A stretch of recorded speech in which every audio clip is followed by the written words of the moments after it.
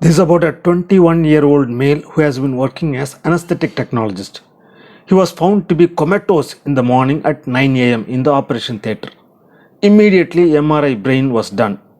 What is your diagnosis? Only one axial section of the brain has been given in T1, T2, flare and diffusion weighted images. Rest of the brain looks unremarkable.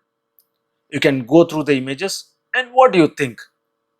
Yeah, the diagnosis is very simple and straightforward. If you are a MRI oriented resident or a radiologist or a neurologist, it's going to be very easy. If you want more time, please pause the video and review again.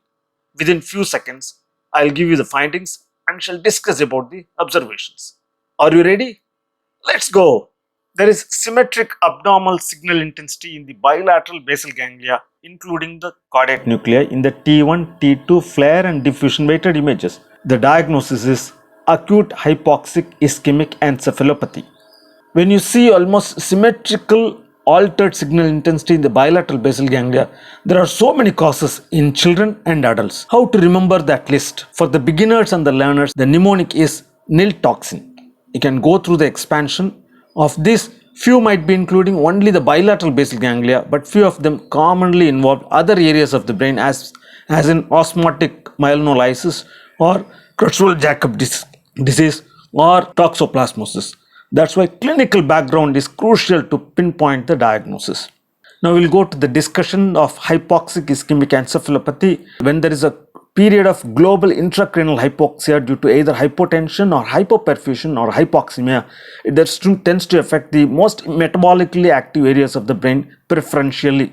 The involved areas are caudate nuclei, lentiform nuclei, parahippocampal gyri, hippocampi, cerebellar hemispheres and cerebral white matter. MRI is more preferential to CT, but if it is not available, CT is still preferred as 30% can be diagnosed by subtle hypodensities in the affected areas with loss of grey white matter definition, and there could be effacement of sulci and cisterns with downward herniation if it is severe.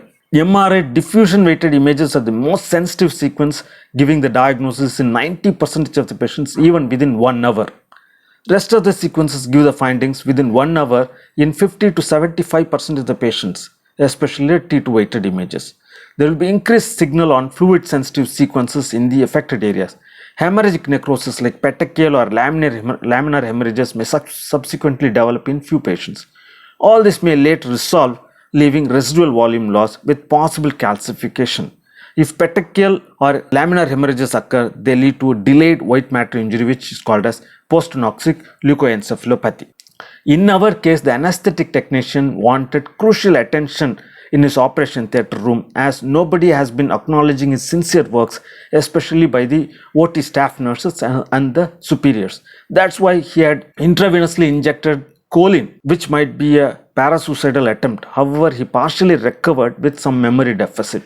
I have read about very rare suicidal attempts by the people in anesthetic and foreign medicine departments, and this was such rare presentation. Okay, that's the end of the session. You can give your opinions here. If you're interested in the other quizzes, you can click the blue colored R button to see rest of the quiz list. You can click and go through the quizzes if you're interested. Thank you very much for your patient hearing.